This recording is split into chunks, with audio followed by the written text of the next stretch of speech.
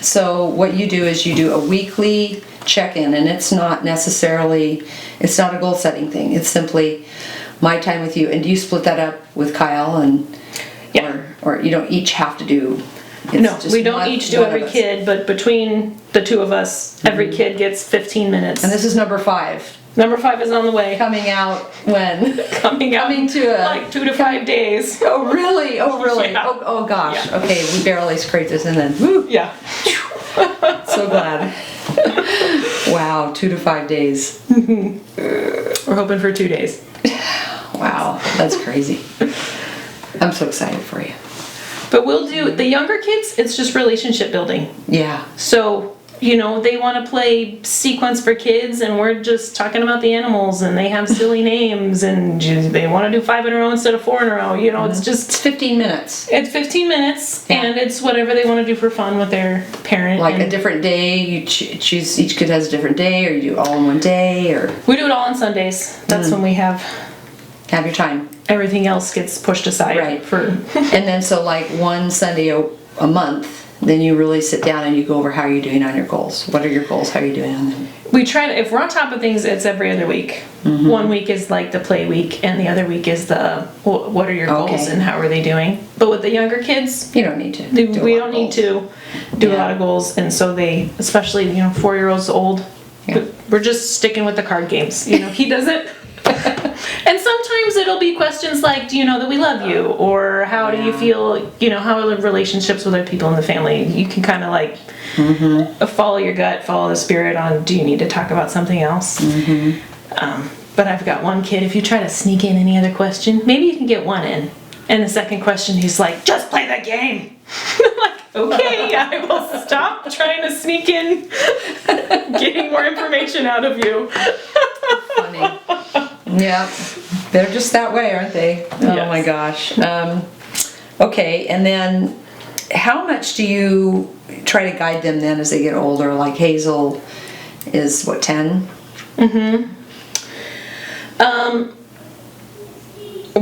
I'm not sure if I'm actually succeeding at this, but what I'm trying to do is painting the picture of you're in charge of your own education and what you're going to be doing in the future, and what's your life mission, and therefore what do you think you should be doing now? And that becomes more and more important the older they get. At 10, as long as she knows that the idea is out there somewhere, is really all I care about. So I don't talk about it very often with her. It's more of a, what are you interested in? What are you excited about? Right. And once they get to scholar phase, then you get more into we need to be thinking about your life mission. Or I mean, that was one of the things that hit me very early on in homeschooling. And I don't think I got that from Thomas Jefferson education. I think I had that before. Just the idea that these children are not mine. They're not my children. They're my brothers and sisters that I have stewardship over. And that's not a disassociation. It's a... Somebody's calling me. Probably John's running out of gas or something. That guy. Oh, okay. It was a light that went off, not the camera. Oh, my light went off. Okay. Oh, that's the light. Yeah, let's see if I run out of battery, or does it just, okay, there we go. It was just the idea that I have a stewardship that I have to answer for, and in figuring that out, it changes the dynamics so dramatically from you thinking you have to mold and shape these children into some image that something gives you, from the world or even from the church culture. And they also have a stewardship over themselves, which is super important to keep in mind. Yeah, I can't tell you how many conversations I've had with women about this one subject. Because the ones that have hated me really get mad that I have that attitude. Like, why are you going against the common sense parenting norms, especially in our church? And I don't really have discussion. I don't really just get the accusation. You get the angry question, which is to say, well, I just need to follow the Spirit and how I'm parenting my children. But the ones that really want to know, their mouths hang open when you say, I really believe my children's lives are their own lives. I really, really firmly believe that. And that I'm just here to try to not screw it up. I'm just here to try to set a good example.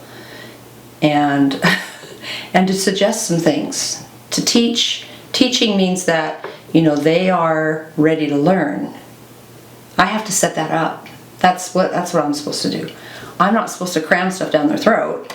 I'm supposed to teach them when they're ready to learn. And I keep teaching and testifying until they tell me to stop.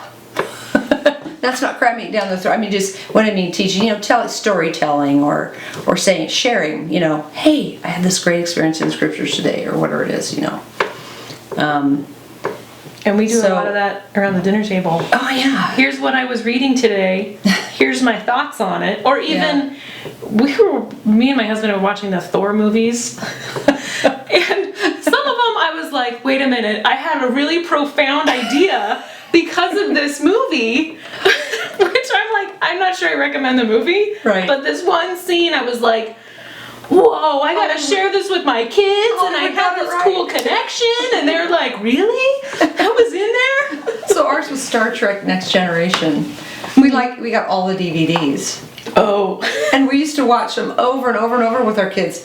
Because even though there's some, dumb stuff in there, like they really mock religion and they mock stuff like that, which we would all just start guffawing when they do that. But they have a lot of profound, interesting things to talk about in those shows. Our kids just grew up on that, and that and Lord of the Rings. Those are our things that we bonded over as a family. But Hollywood can get it right once in a while. Once in a great while. The scene was when he says, someone says, you're making a mistake, and he's like, I make a lot of mistakes. And it was this idea of but he's trying his best to be a good man, and he recognizes that he makes mistakes, and he tries to and he's fix them as best as he can. And I was like, this is life, and this is repentance, and look, it's this is an important idea. Good stuff. Yeah. So, well, that's fabulous. I think if we can just get people to see this sort of thing, that they can sit down with their children for 15 minutes once a week and help them to learn to self-direct. It's huge. It's huge. It's not only that you as a parent are, giving back some responsibility to them and helping them understand that, this is your life. You've got to make something of it. It's not up to me to make everything right. It's not up to me to fix everything. And also, the other thing, when you were talking, I was remembering our conversation the other day when you were talking about Dylan building the horse, the cow. The cow. And realizing that it doesn't matter what their goals are, they're valid. The way that you build that rapport is that you validate whatever their goals are. And it can be making cookies. It can be, any kind of little thing to begin with. And you level up as you go because they gain confidence, right? Hazel we just started this. The older two kids really needed mom for 30 minutes one-on-one for their own personal goals. And I was really resistant to that because I like my personal time. But after talking over with my husband, it was like, we've committed to this homeschooling thing. You owe them at least 30 minutes of one-on-one time during the week for supporting their homeschool goals. And so it was Hazel's turn. I said, okay, Hazel, it's your 30 minutes. What do you want to do? And she wants to do spelling for the first little bit. And then I thought she wanted to do painting, and that's what I was ready to do. And she's like, can we crochet? I was like, yeah, well, I guess we could do that instead. But you have to go find everything because I'm 9 months pregnant and it's in a dark hole in a closet, where you have to squat, and I'm not looking in there. She got everything out, and I taught her she knew the basic chain stitch. And then I taught her how to do the single crochet, and that was really a challenge for her. And then the timer beeped, and she had to wait a whole week before she kind of tried it on her own and didn't do a very good job. And ended up making a circle instead of a square. So I would have had a hard time at your age. I have to, I would have been more geared to set everything aside and, okay, let's really get in here and learn this. And I would not have been able to honor a 30-minute. That would not have worked for me. I think I'd rather, I know that my boundaries with myself have to be, for me to know that I can stick to her having these 30 minutes every week means I have to actually stop at 30 minutes or it'll become a burden on myself that I won't stick to. Right. But she ended up, once she understood, a week later, we went over it again, and then she was like, okay, Mom, see you later. I'm finishing this on my own. Wow. She did another one this morning, and then she figured out how to put them together and sew around it and make it into a purse and made a strap. And then Dad's like, oh, maybe you could put a little flap over it. And she, I don't even know how she did it. She made a flap. She put a button on. It was like, I wasn't even involved in any of that. That's so neat.